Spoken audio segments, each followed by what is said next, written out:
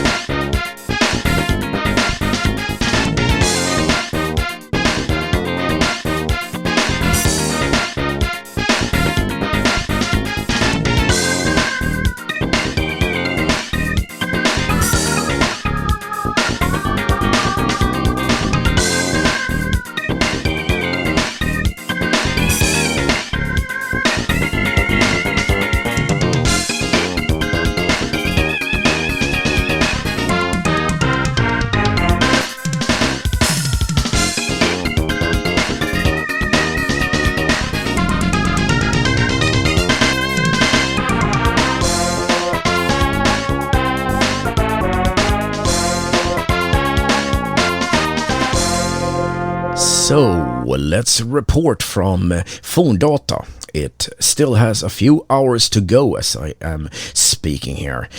Then it will close its doors. Well, the whole show started at 5 p.m. here in Swedish time, and it went off without a hitch. They were on time and everything seemed nice.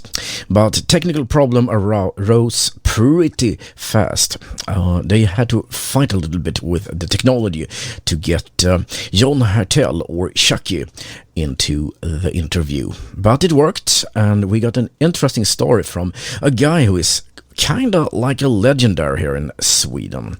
He is a very extraordinary wizard with electronics and building accelerators and CPU expansions and all that kind of stuff.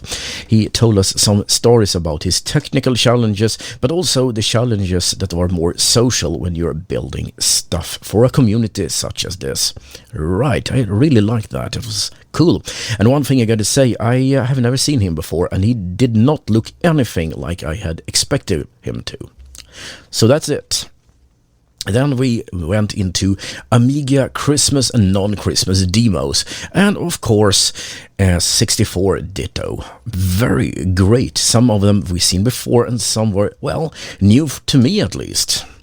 One cool little thing is there is a group called Mecha Design that I personally did not know the people there, but they knew about the demo group I was a part of. So there is actually a greeting to Eternal from Mecha Design. I didn't know this, so it was like mind blown or something.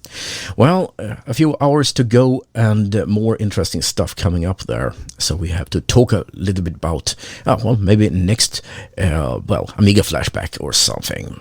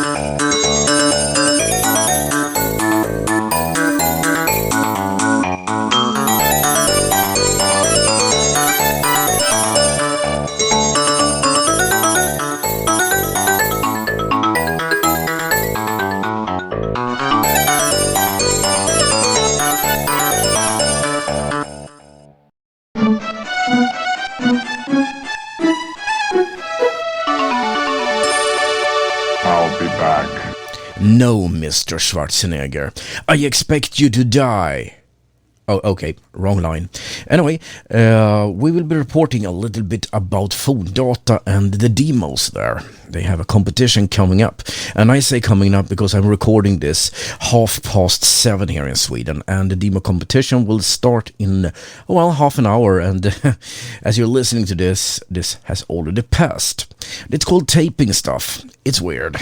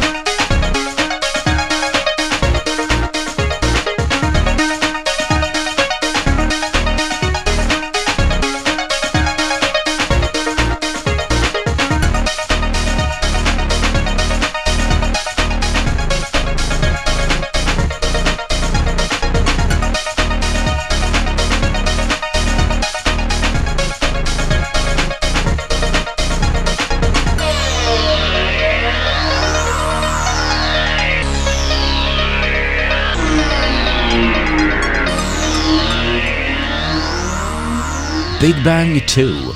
And I don't know if you have seen Anchorman, the legend of Ron Burgundy. Said Mr. Burgundy is an anchor on a TV station, and he has a very bad habit of actually reading whatever is on the teleprompter without really thinking too much about it.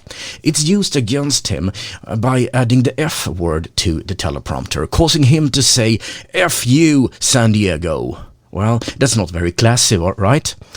And I have a little bit of the same problem. I pretty much do whatever people tell me on Discord or other channels. So, time to celebrate a bit of Christmas with, well, our favorite rabbit.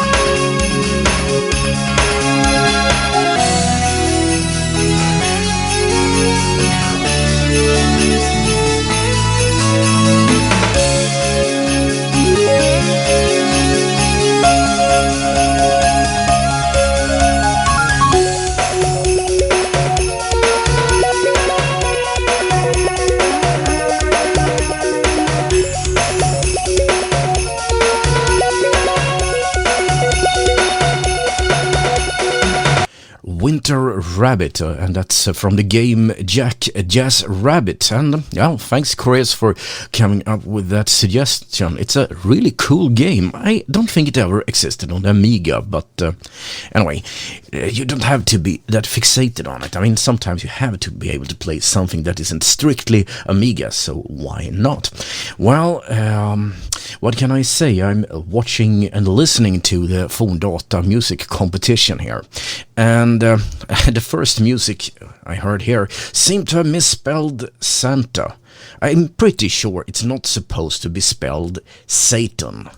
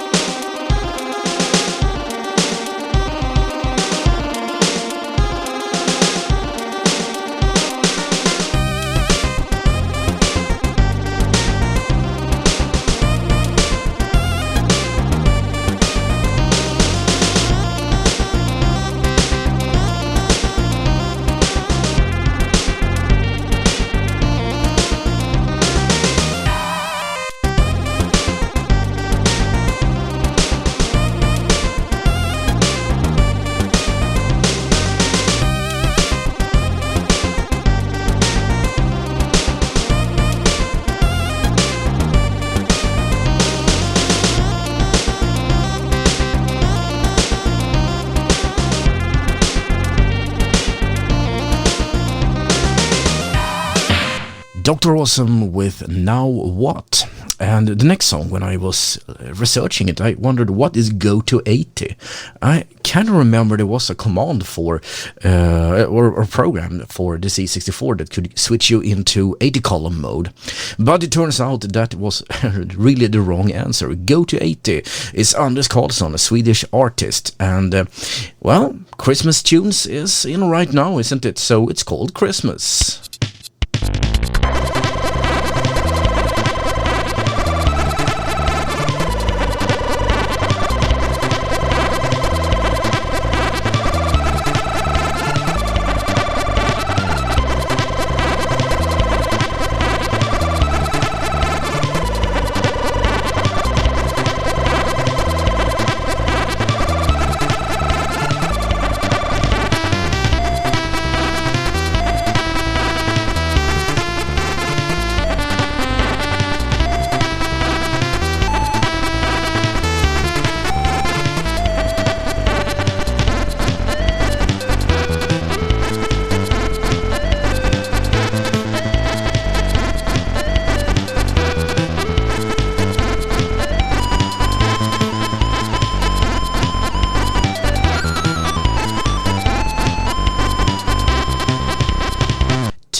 "25 minutes past the hour. In 35 minutes, we are entering the second hour out of 3, where we will be covering the CDTV, an Amiga product that was so confusing that not even Commodore knew what the heck it was for.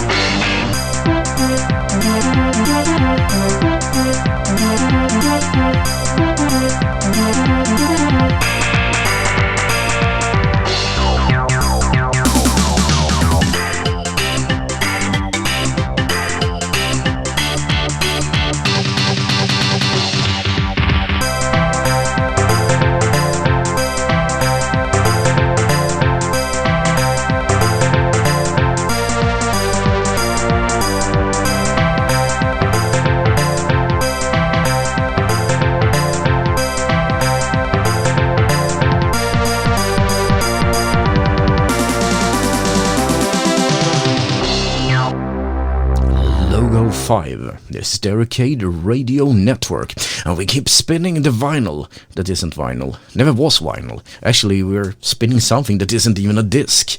I know it's kind of confusing with this newfangled thing that is electronic music, produced on something that doesn't come in a package, sent over a modem or something like... You can't even imagine, you know, little ones and zeros traveling down some kind of data line. I mean, that is what the kids today are doing, obviously, with their 1400, 400 modems and whatnot. Yeah, sure. I'm pretty sure that's what it is.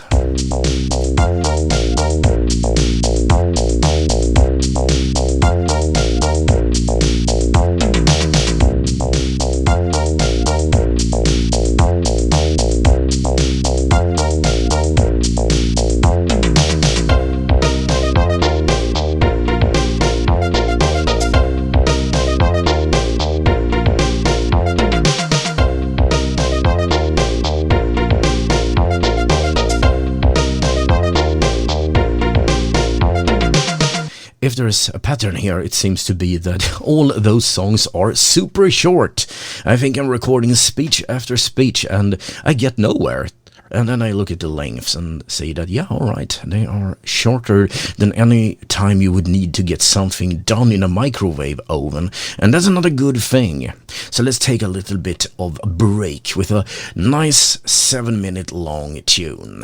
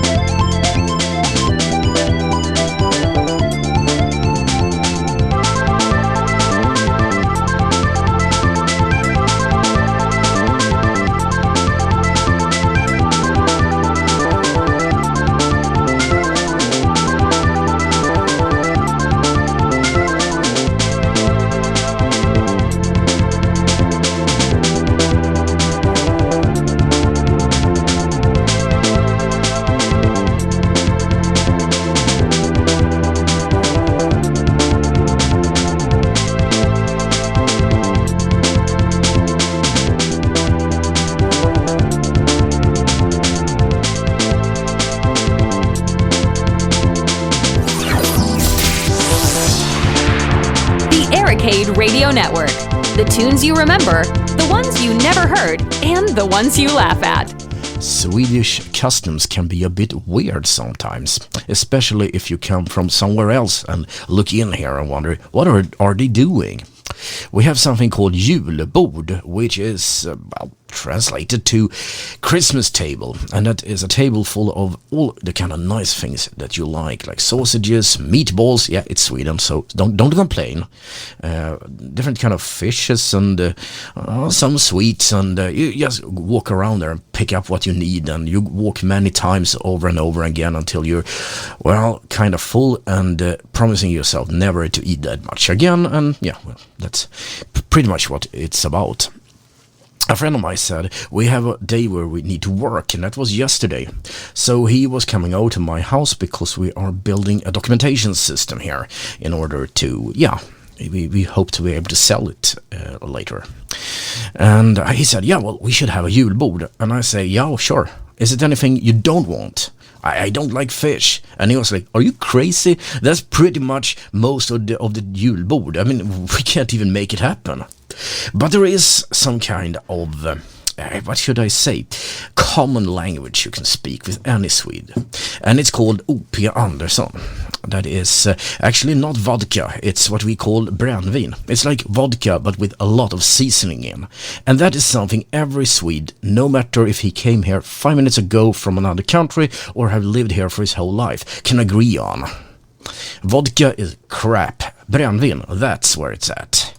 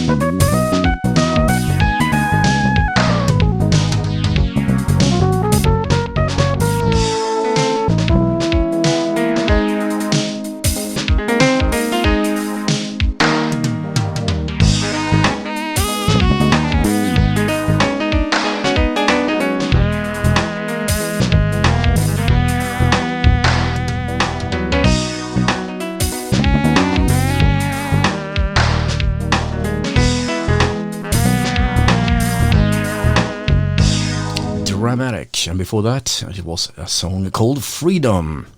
We're going on here with Lemon Tree, I think it's called. Yeah, it's not that old 60s song, if that's what you're thinking about.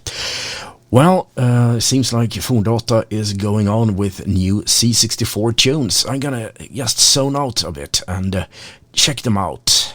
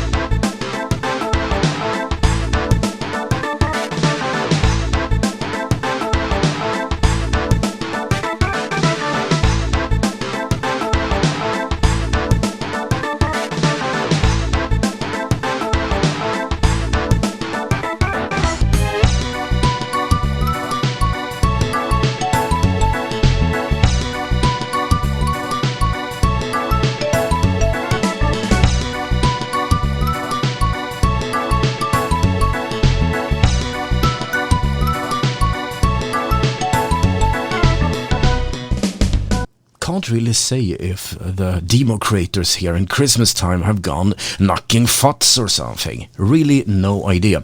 But I just heard a demo here playing I Saw Santa Claus Kissing Mom. I mean, come on. Do we need that? I mean, it's like that grandma got hit by a reindeer. I mean, do we really need that kind of audio pollution in our, well, headphones? I think not, actually. Yeah, well, at least it's not it's not a Wham with Last Christmas, because if that happens, I will cut the power to the whole building.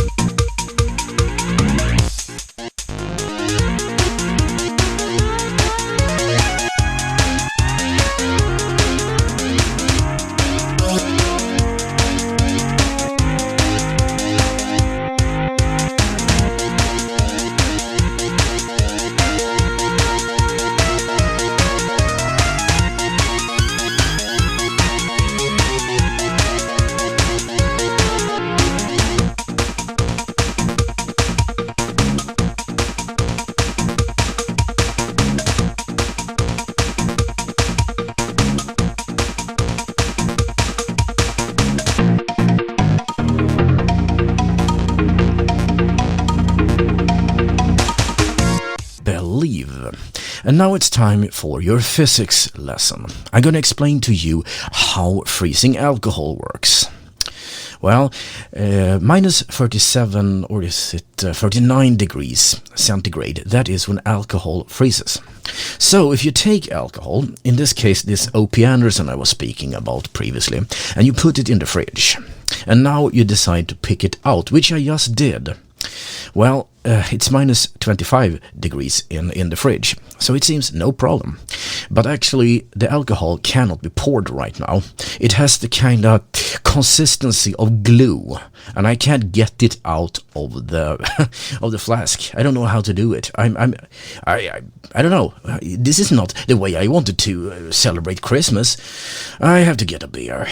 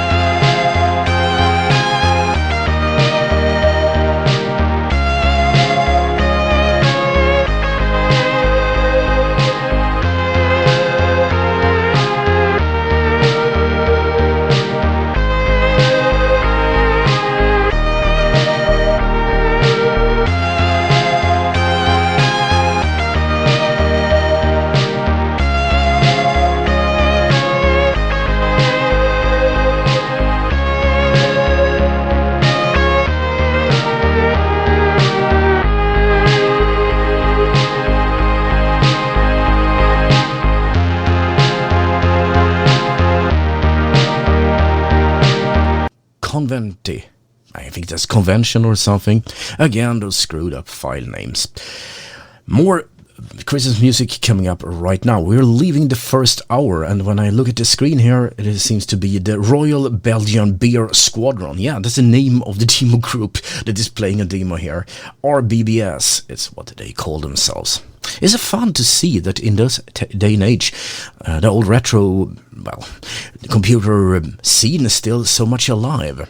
It's weird to see. This is a Commodore 64 playing something, and it says 2020 on the year, not like 1987 as you probably thought it was gonna be. When I was young, I never really understood how in like 30 or 45 years later I would be still watching Commodore 64 demos. But the retro market, it will never die.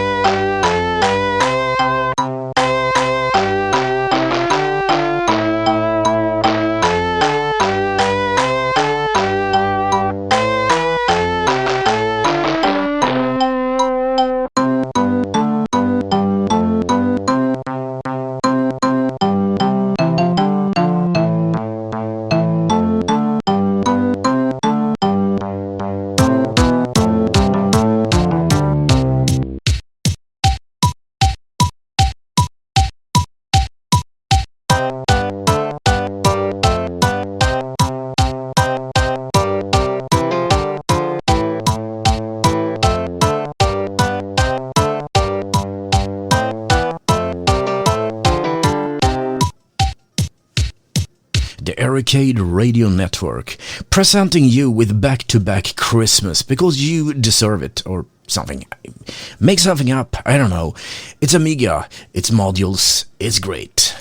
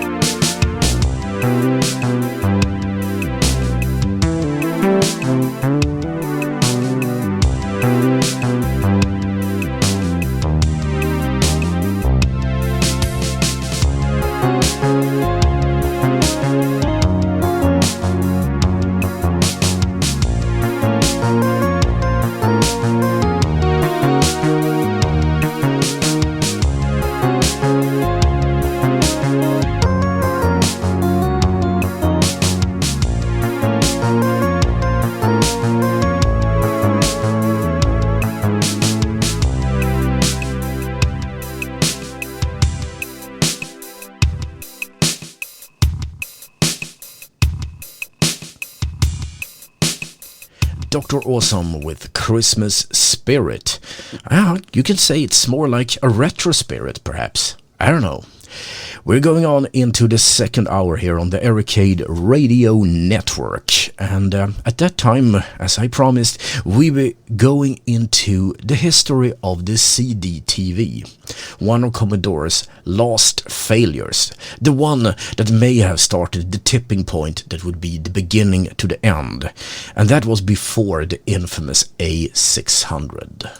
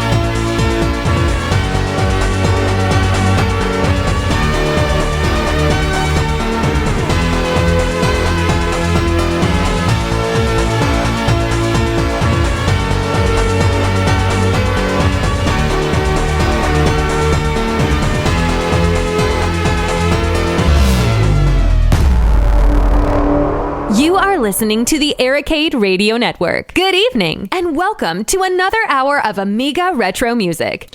Running late and running at full speed. Time for next hour. And yeah, we will be talking about the CDTV, some Forndata. Of course, it's still on. And yeah, Christmas music coming up, but not right now.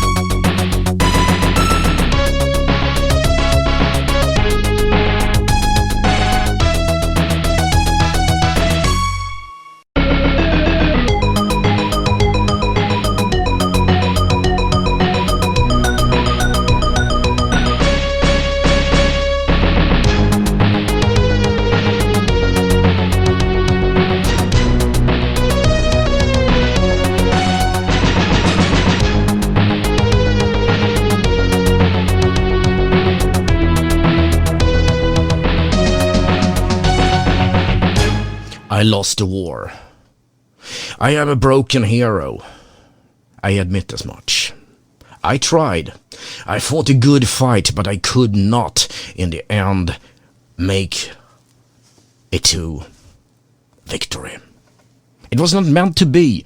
I only listened to radio stations with talk, and podcasts without music, and music that did not get into that era. But I still lost the war. I tried. God should know I tried. I got whammed. I'm ashamed, but I admit it.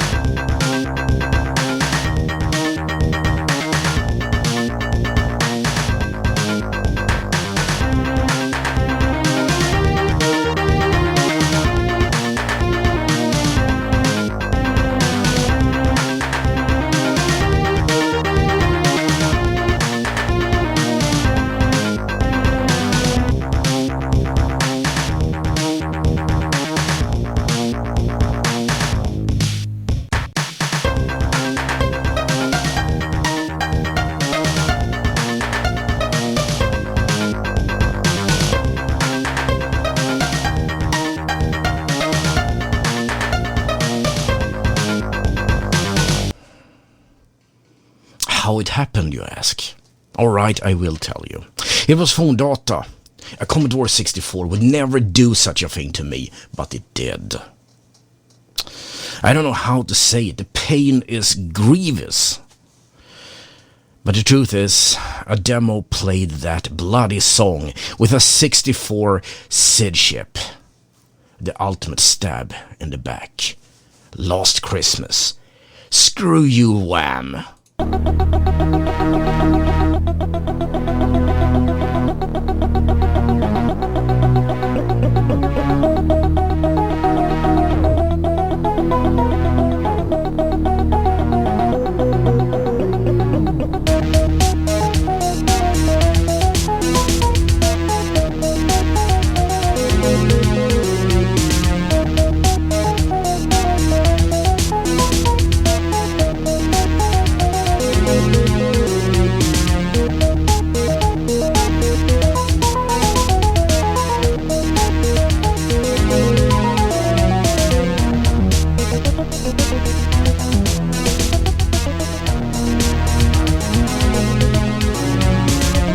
We are opening up for the discussion about the CD32 in a few moments, but I almost forgot, we need to play some Christmas songs, because that's what we're doing.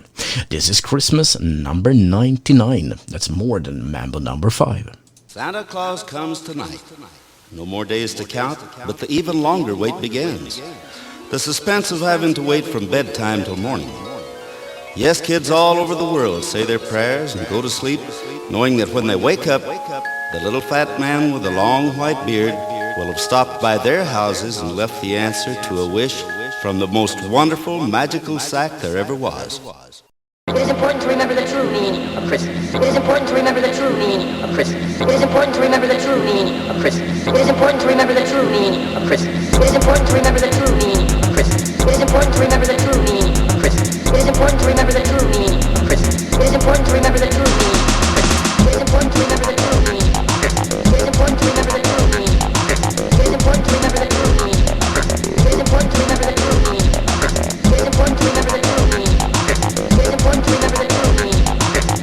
remember the true meaning of Christmas. It is important to Merry Christmas, Santa Claus. Merry Christmas, Merry Christmas, Santa Claus. Merry Christmas, Merry Christmas, Santa Claus. Merry Christmas, Merry Christmas, Santa Claus. Merry Christmas, Merry Christmas, Santa Claus. Merry Christmas, Merry Christmas, Santa Claus. Merry Christmas, Merry Christmas, Santa Claus. Merry Christmas, Merry Christmas, Santa Claus. Merry Christmas. Merry Christmas, Santa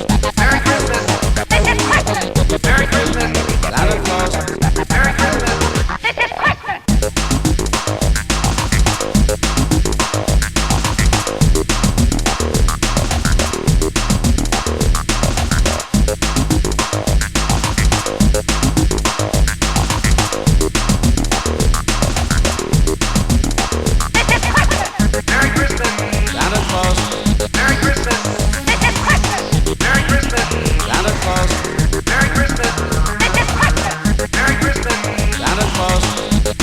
Merry Christmas, Merry Christmas, Santa Claus. Merry Christmas, Merry Christmas, Santa Claus. Merry Christmas, Merry Christmas, Santa Claus. Merry Christmas, Merry Christmas, Santa Claus. Merry Christmas, Merry Christmas, Santa Claus. Merry Christmas, Merry Christmas, Santa Claus. Merry Christmas, Merry Christmas, Santa Claus. Merry Christmas. Oh, the weather outside is frightful, but the fire is so delightful. And since we've no place to go, let it snow, let it snow, let it snow. Oh, the weather outside is frightful, but the fire is so delightful.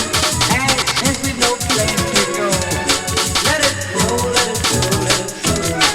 Oh, the weather outside is frightful, but the fire is so delightful. And since we've no place to go, let it snow, let it snow, let it snow. Oh, the weather outside is frightful, but the fire is so delightful. And since we've no place to go, let it snow, let it snow, let it snow. Picture yourself a failure. A failure in name, in color, in pretty much shape and everything. I give you nothing more and nothing less than the CDTV. And I know you might think that the CDTV is simply compact disc TV. Well, if it could do that, Commodore might have actually gotten away with it. The CDTV which Commodore defined as the Commodore Dynamic Total Vision, which means nothing, was simply an Amiga 500 with a CD-ROM that was meant to be that computer that did pretty much everything except being a computer. The reason why they couldn't call it a compact disc TV was that it was underpowered and could just not play full motion video, which is kind of what you think about when you talk about, CDTV. Instead, they said it should do something. It should be a game machine, or maybe it should be able to put up a dictionary of some kind. You just look up everything you need to know in life and it will tell you. It doesn't come with the text "don't panic" on the outside. But maybe Commodore should have panicked, because the whole thing was a machine without a purpose, without a plan, and without, it turned out, a future.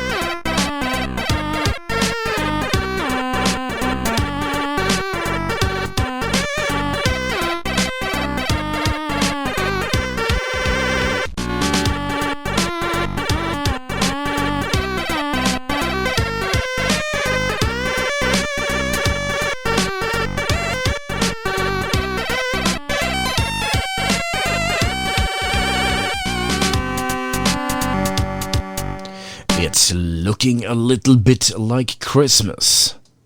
Not much though, because the corona makes everyone stay at home and bunker down, looking outside the windows and wondering, wouldn't it be better with a mushroom cloud? That is at least an apocalypse that you can relate to.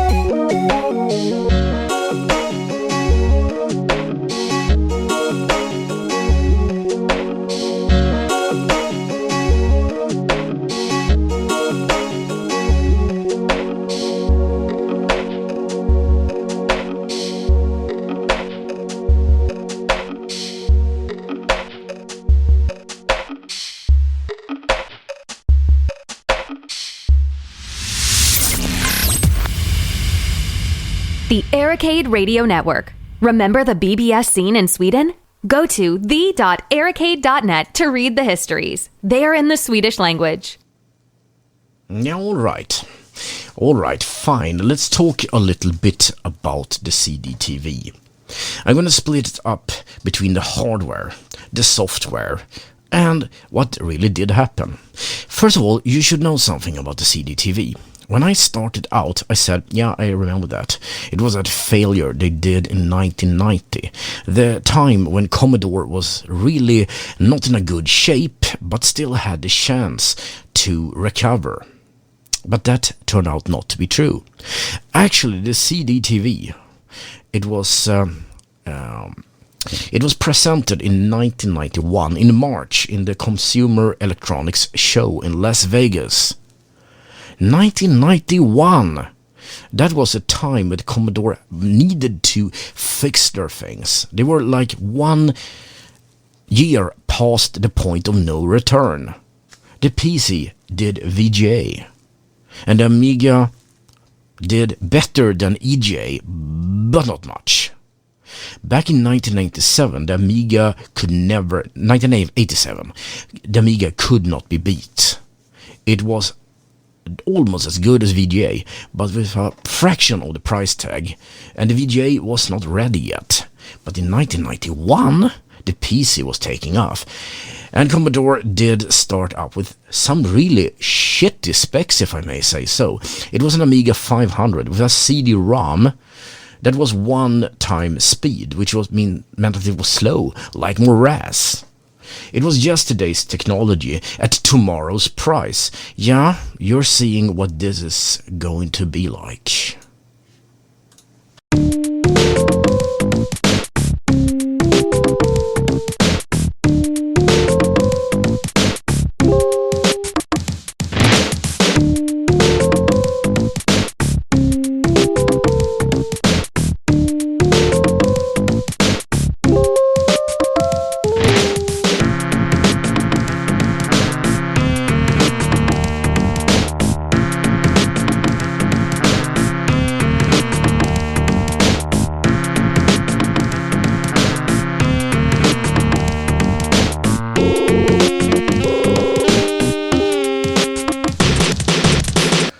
Stressed out now. The songs are really short and the software keeps deleting my voice tracks. Not fun, but I keep telling the story anyway. Just give me some time.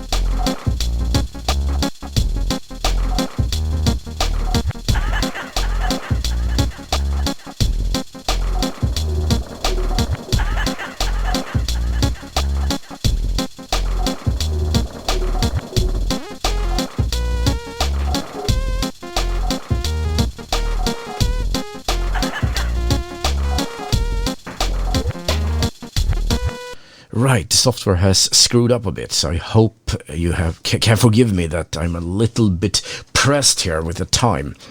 Well, I will tell you about the hardware of the CDTV in a wee moment. But first, some more music. That would be Amiga Blin... Who's writing those titles? Blin YCQ?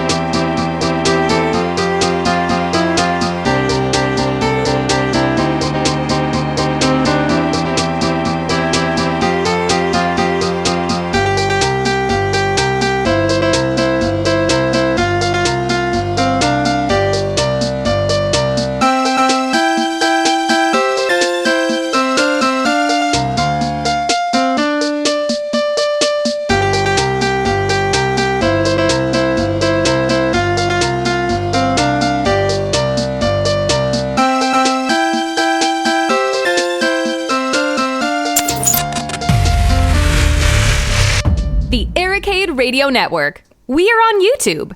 Righty-ho, back on track. Let's talk about the hardware of the CDTV. Yeah, that was quite a thing. It was 1987 technology, okay? And when I started researching this, I believed that it was released in 1990, which is a little bit too late. That's 3 years.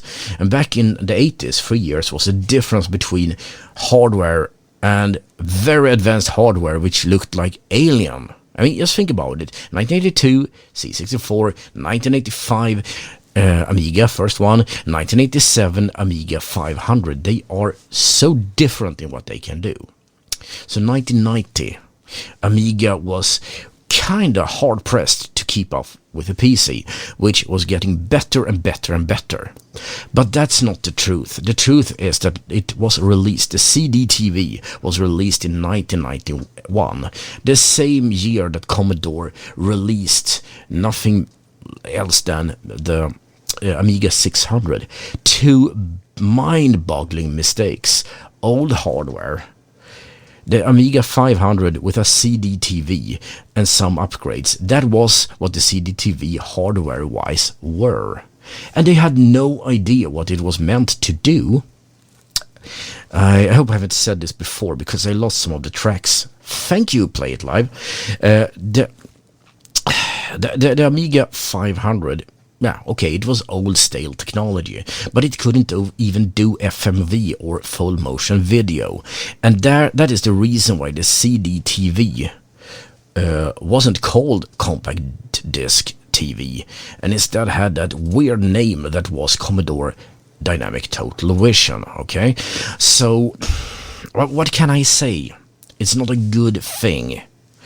And with the hardware not being able to show moving videos, yeah, they had to redefine the whole concept. It was a set-top box that you put on your TV. It was a CD player that can barely play CDs because it was a one-time speed, the slowest player that you could get for money.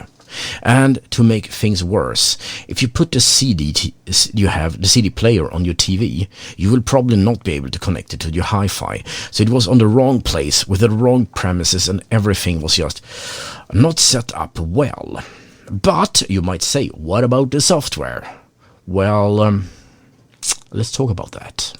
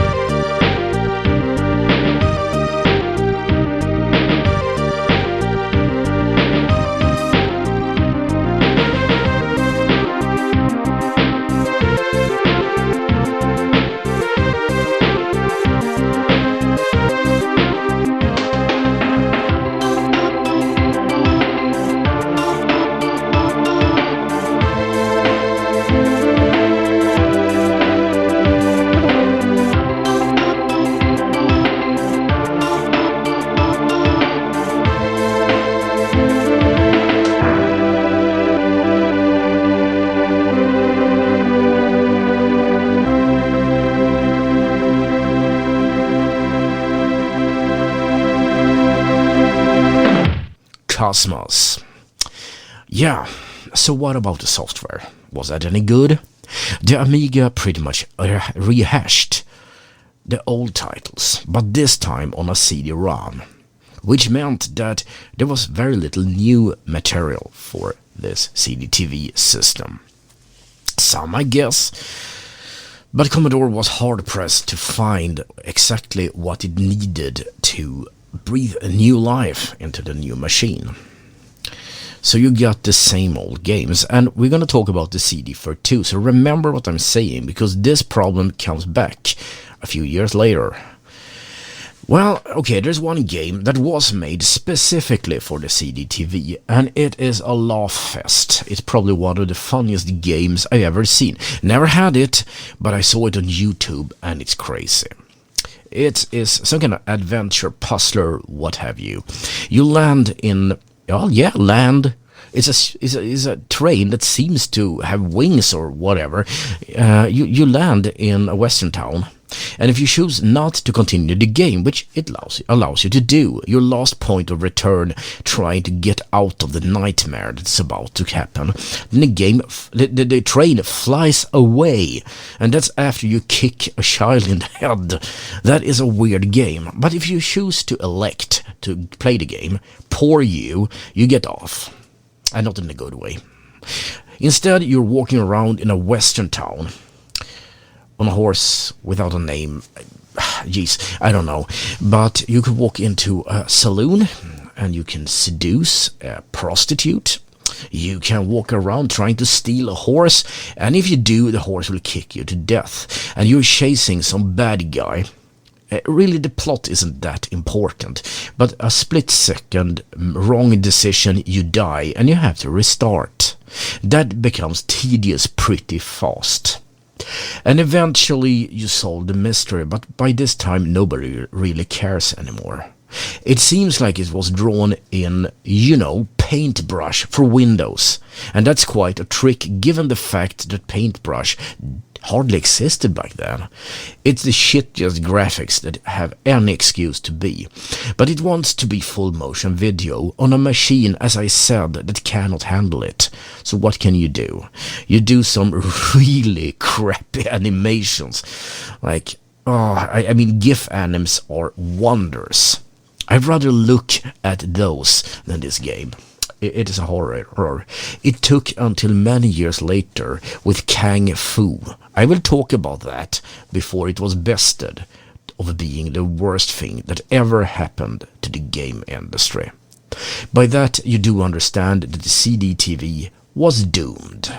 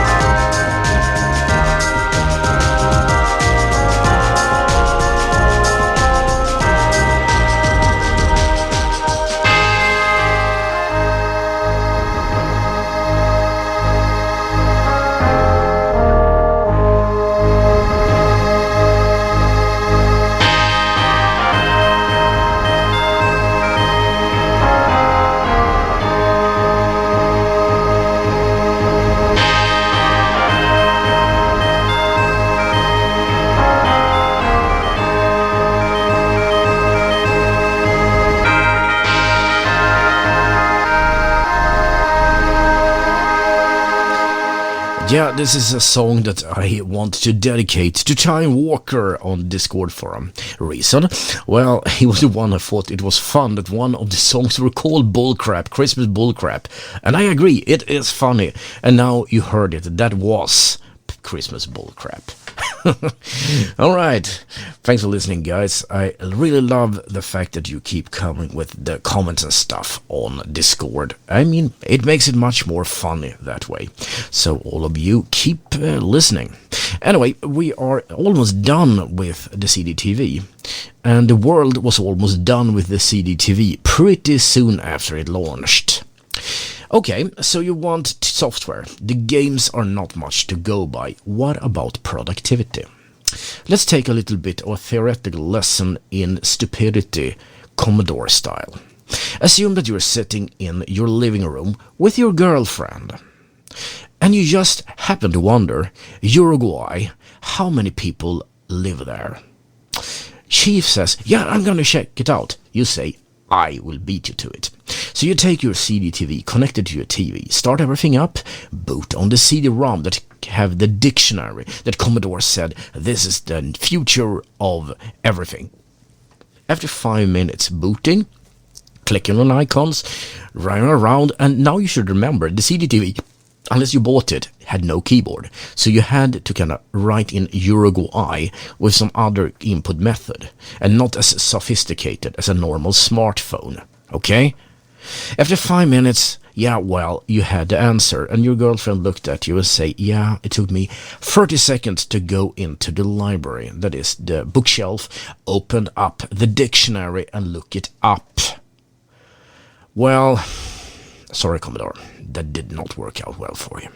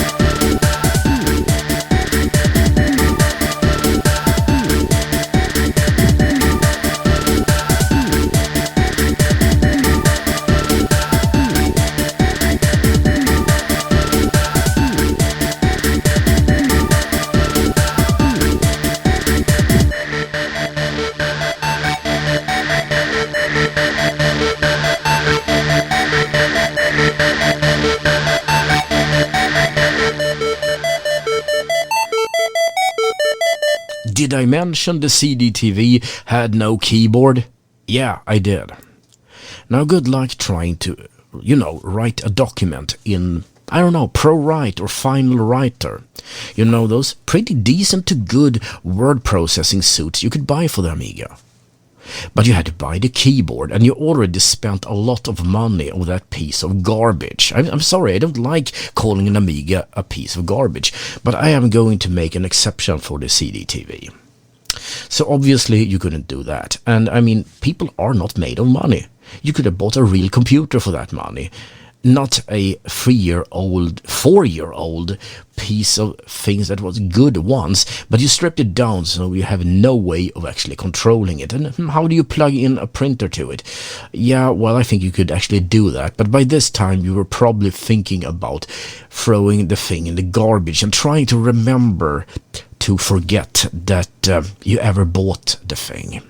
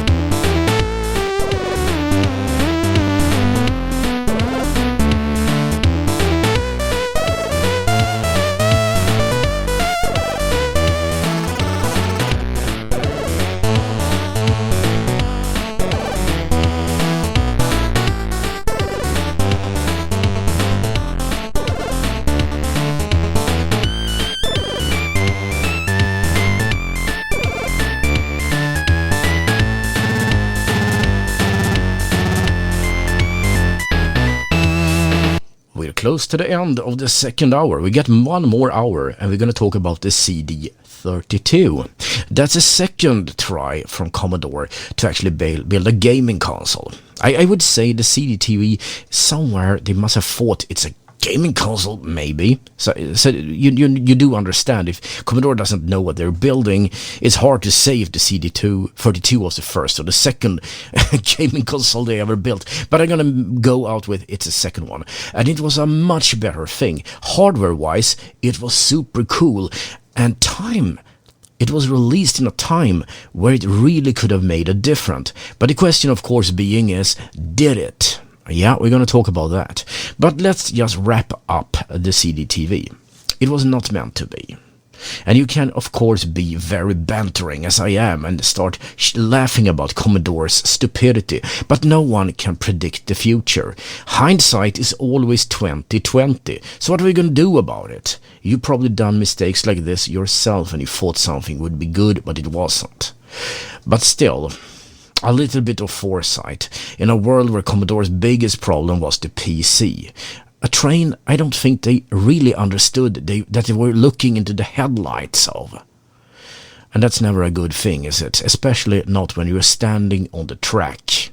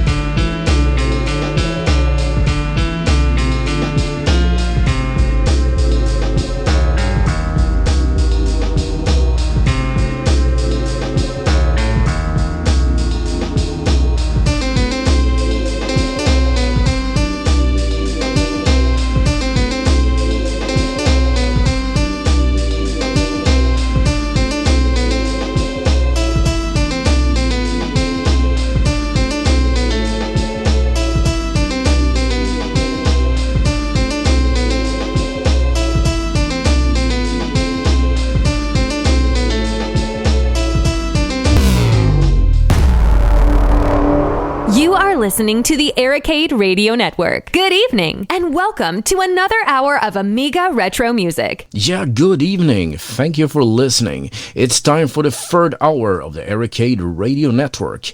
We're gonna play some Christmas music. Not super much, but enough to keep you in the Christmas mood.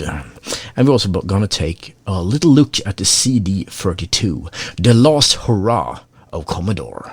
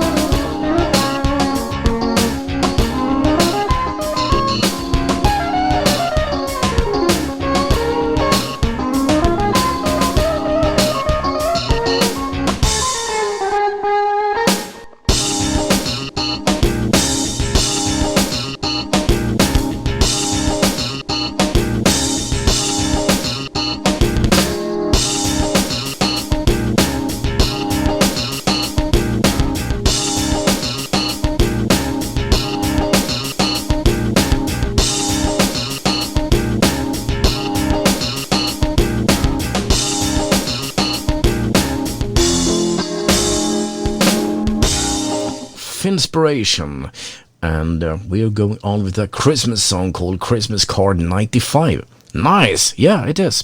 But let's talk a little bit about and set up the whole premises for the CD32. It was not a bad idea. It was actually an excellent idea, and to a certain point it was also a very excellent execution. But still, you know this, Commodore is no longer with us, so it cannot have ended well. Of course it didn't. I can pretty much assure you one thing. This is a story, a tragedy, where everyone dies at the end.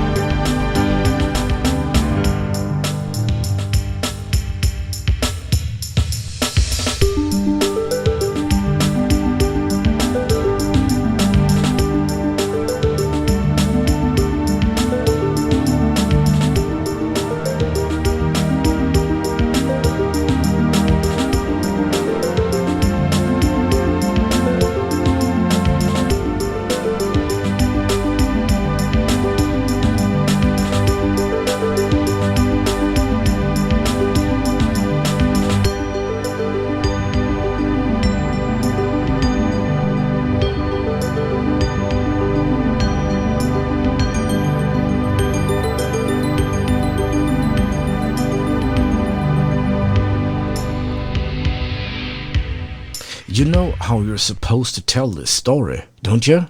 Alright. The year was 1993. And then some kind of bombastic music, some brown notes that's gonna get your mood into some kind of sad and shaken state. But I can't do no such thing. Instead, let's take it a bit more straight-laced. In 1993, well, things were looking grim. Commodore was really not in a good situation. The tipping point, as I stated earlier, must have been somewhere around 1991. The CDTV and Amiga 600 had made insurmountable damage to Commodore's reputation and also to their financial status. They were hemorrhaging money, but things were looking better. In the second half of 1993, they had another plan. It was a CD32, the first, according to them, 32-bit gaming console. The competing consoles were still a few months away from releasing, and it was a power vacuum. If the CD32 were to be successful, you could count on people rushing to get the new thing.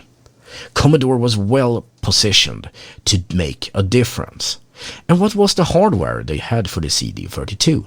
Well, the venerable Amiga 1200, getting a bit older, but still for a console, and you know that consoles are generally weaker in hardware, it was very well prepared for it. It had the specs, the graphics, the capabilities to deal with being a modern games machine, basically.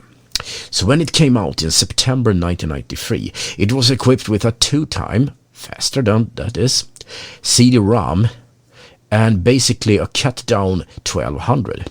But it had one trick up its sleeve, the Akiko chip, their little magic secret sauce.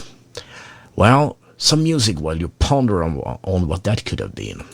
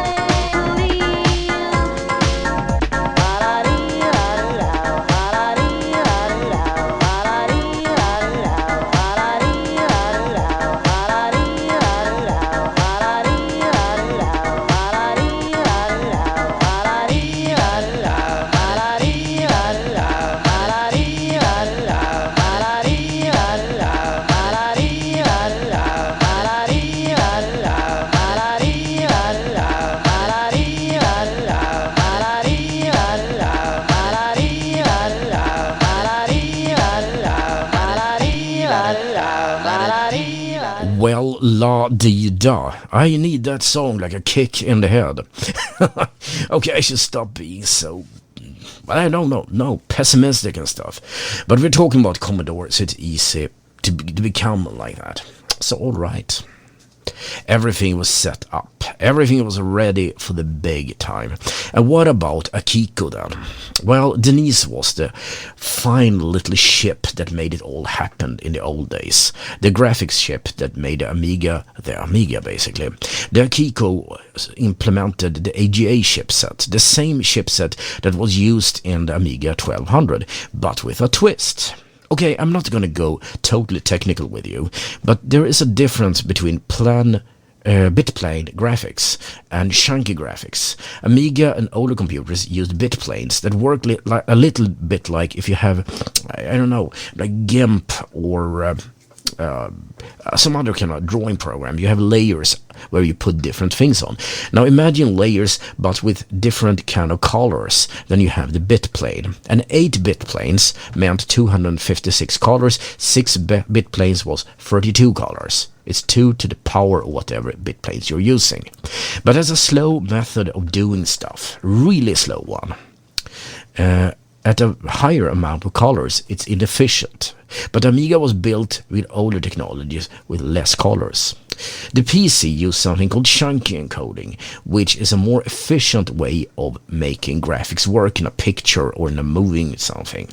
That is very capable when the colors became many. And since most games were made in the PC and had to be converted to Amiga, the Akiko chip had a chunky to planar conversion system. Think of it like a very primitive 3D accelerator that would make converting a PC game to Amiga game piece of cake. That was something that Commodore had really figured out. That technology alone made it very promising to cheaply convert the games.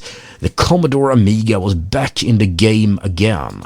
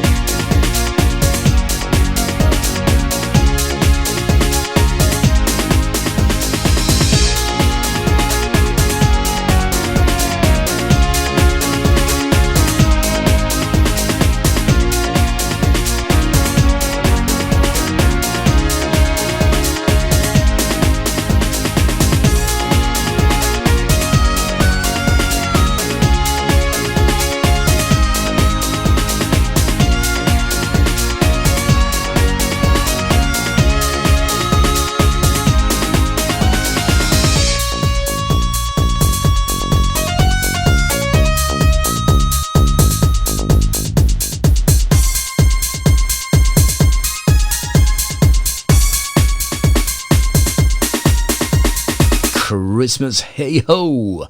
Alright, let's try to take this from a less technical standpoint. But you do understand, everything was set up so well. Commodore had the chance, and in September they really released the machine. But it was super expensive in a way that really shook people. But people rushed to it anyway. It sold exceptionally well in Great Britain, for example. And here in Europe, I would say 3 countries stand out as the Amiga countries par preference. That would be Sweden, yes, Germany, and they were crazy about their Amigas, and Great Britain. So everything was fine. But they never sold one single unit in United States. So it was kinda a bit of a Pyrrhic victory here. But they were soldiering on. Well, we're going to talk about the software, and that's where it becomes very painful. But let's talk about the hardware. Okay, it was very well it was very good hardware specs, as I said. The other units could not compete, or were at least as good as the CD32. But Commodore did run into problems and ended up, for reasons I don't have time to go into, not being able to release enough units. The sales therefore dwindled because, there was a shortage. And as you probably know, if you can't meet up with the Christmas sales, you're done for. And Christmas 1993, the CD32 more or less went off the market. Commodore, on the other hand, went into 1994 having pretty much solved their economic problems. The deficits were by and large eradicated, or at least under control, and the whole deficit situation were gone. It's a great situation, except the problem: they had nothing to sell.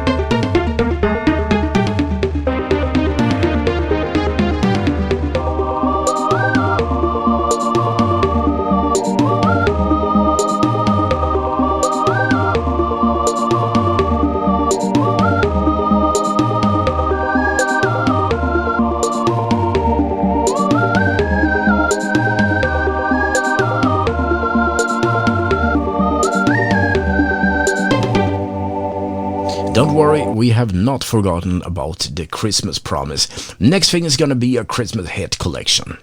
But we are soldiering on with the CD32. With the whole idea of not being able to sell anything, Commodore had nowhere to go. In April of 1994, it was over. The 29th of April. That was the day when Commodore hit reconstruction under Chapter 11. That was the end. They said we're coming out of it, but in order to do so, you must have some kind of viable income. They had none. So that eventually spelled end of the saga. We can talk about what happened later, but that for some other flashback program. The CD32 was, discontinued.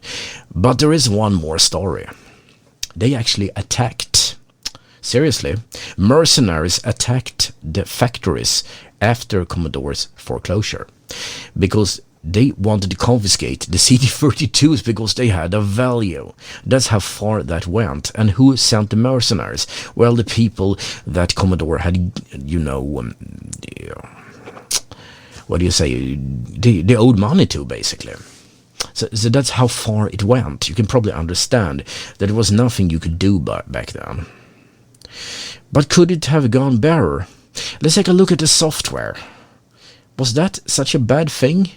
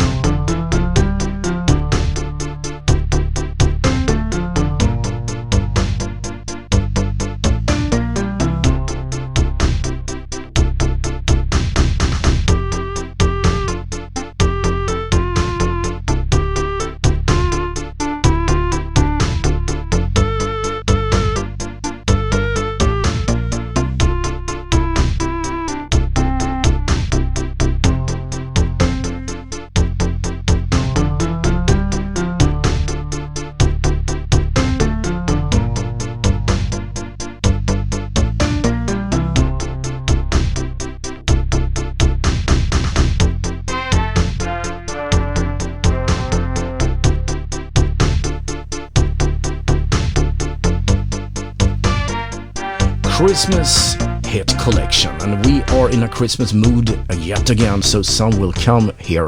And yeah, we will never talk about Christmas again after this one. Until next, well, year at the same time, because that's how we do it, okay? That's how we always do it.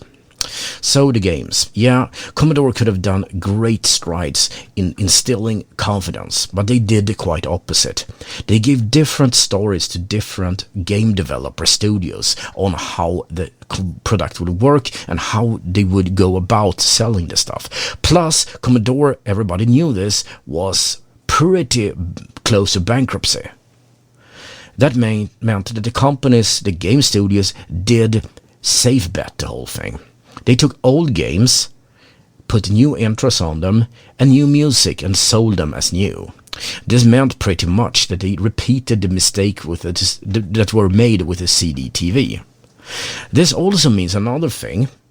Whatever games that were new would have to bear the load of the whole operation, and that was not meant to happen, because one of the most famous games that Commodore did put out was a beat-em-up game. I don't even remember its name. That happened to be just such a shitty game that there were many more good games that Commodore could have chosen, but they put that on as the game they bundled with the console. That was a really serious mistake. And a very highly anticipated game was a robot beat-em-up and creation game, which had superb graphics for the time, really utilizing the Amiga hardware, but it also turned out to be a crappy game. And yeah, well, that pretty much sealed the fate of the CD32, the hardware that could and the software that didn't.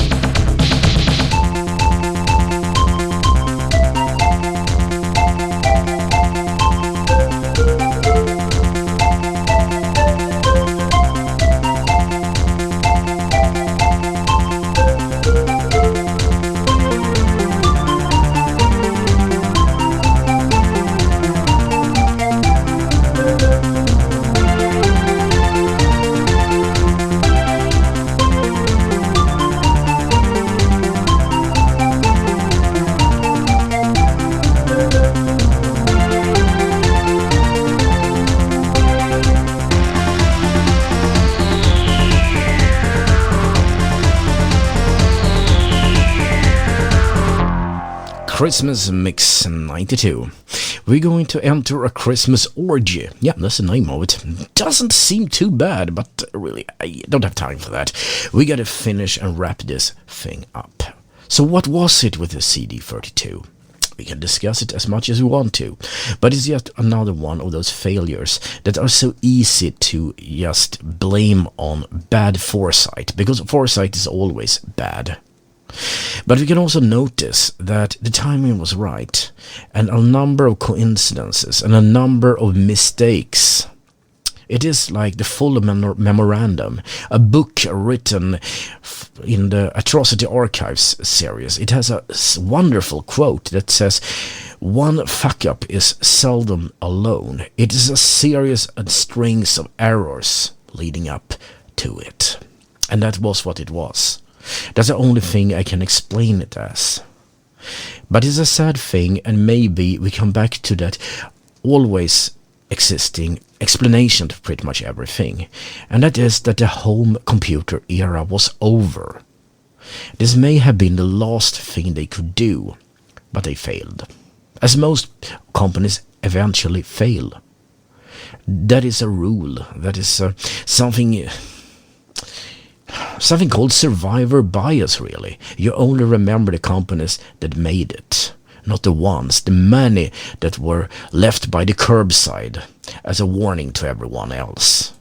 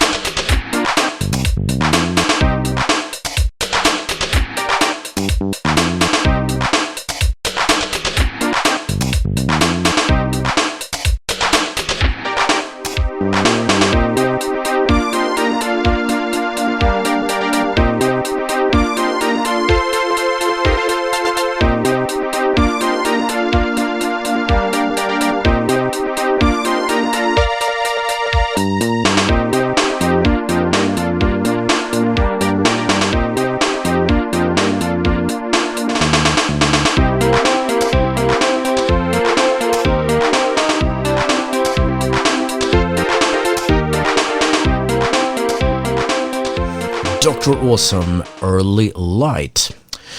Okay, so let's end that thing for good now. No more speaking about Commodore. Let's remember the good things, the Amiga tunes that we still have around us. And of course the whole retro thing, which encompasses stuff like gaming consoles, PCs, Macintoshes, old ancient IBM PCs, the Amiga of course, Atari, C64, Sinclair Spectrum.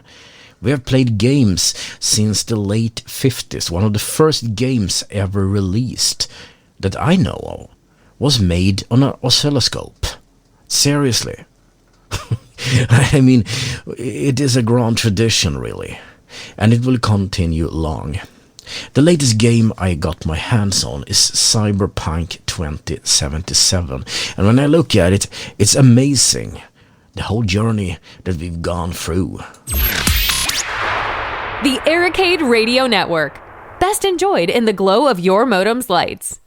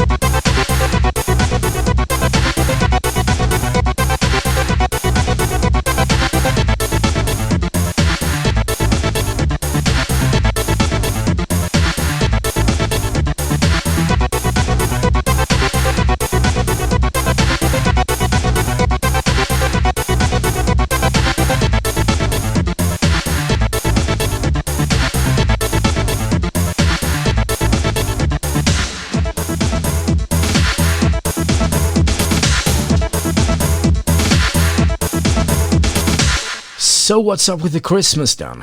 Are we going to leave Arcade Radio Network basically pumping air? Doesn't seem so, actually. As I have to stay at home, the corona being what it is clear that I will have a lot of time to record stuff, but I will want to do something good, not just pumping up a number of podcasts that nobody really wants. So I'm gonna have to see if I can think out something smart. But still, the question, if you think I should tell stories like this or just playing music with short little stories, please, I need to know this. I need to know where you stand on this. Is it important to hear my voice or listen to the music, or both? Give me some kind of hint here. I really need to know.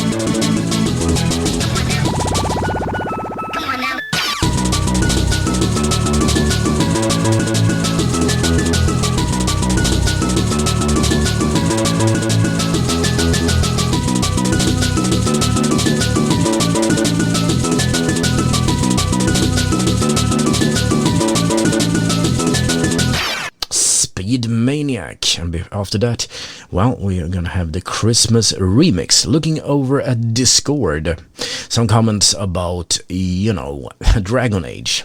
We spoke about that in a few episodes ago, and the point I was making was simply that some endings are great, others are not. And when you think about it, maybe we should have a discussion about which games in themselves that are not good. And maybe we shouldn't talk about modern games, but at some episode I will talk about the games that let us down. I don't know when that's gonna come out. I'm a bit busy right now, but it would be interesting to see those things. And one game sticks out that I remember that I hated having paid. I mean, I was quite young, and for my first money that I got, my first allowance, so to speak, I bought a game called Roger Rabbit, and it was a game based on the movie. Well, caveat emptor, you're supposed to say buyer beware, but I was young and dumb, I guess, because conversions from movies are often shitty games. Well, that's a subject for another day, but it is an interesting one.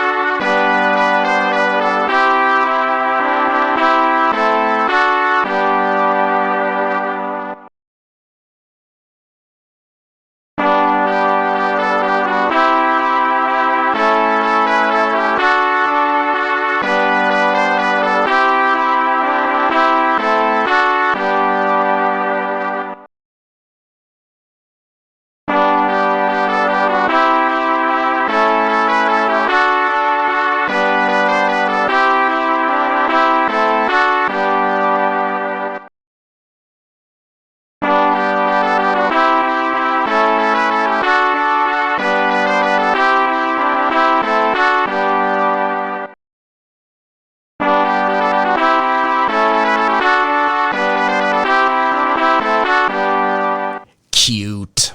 Well, that was the last Christmas tune I have. I burned through all of them.